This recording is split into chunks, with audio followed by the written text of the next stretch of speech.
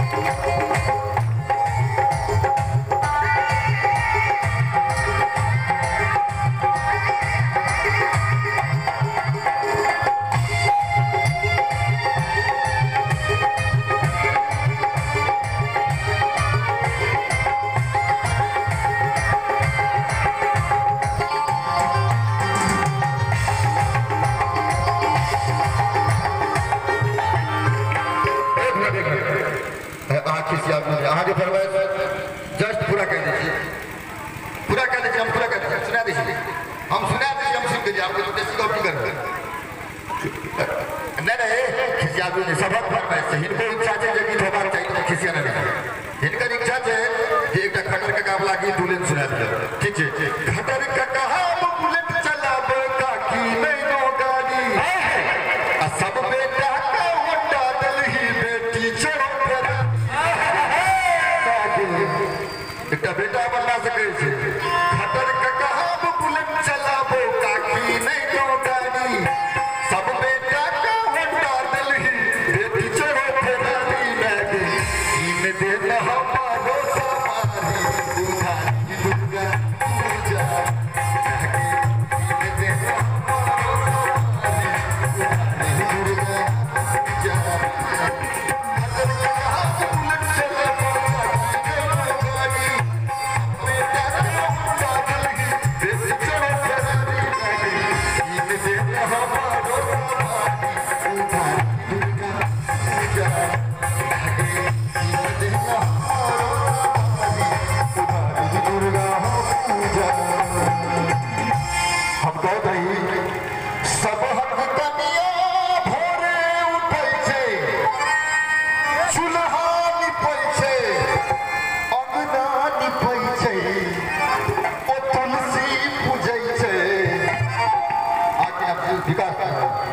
विकास के कनिया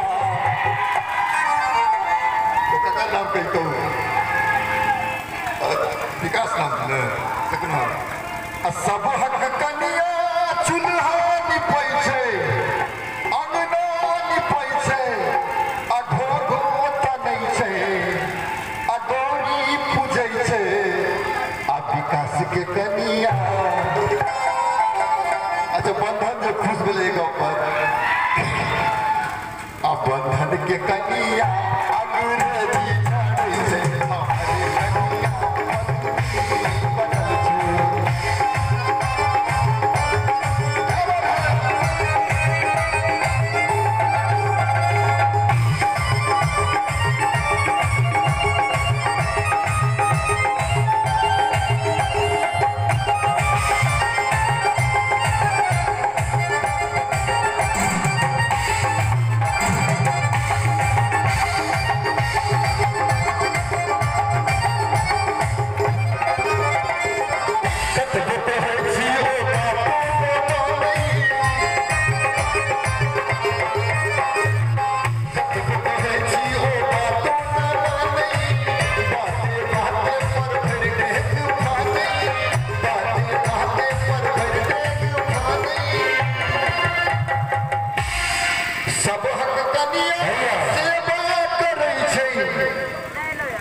मिनट बीच में डिस्टर्ब करब। पाछू से के बाद में गिट्टी टिट्टी फेंकै छै, नीक कपड़े भेल,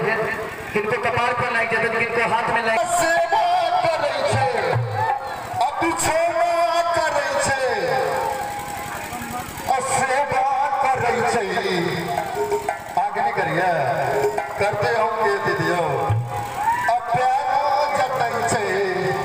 हमर कनिया। आगे ककर बंधन के, अब बंधन के कनिया उल्टे अपनी जतै छै हमर कनिया।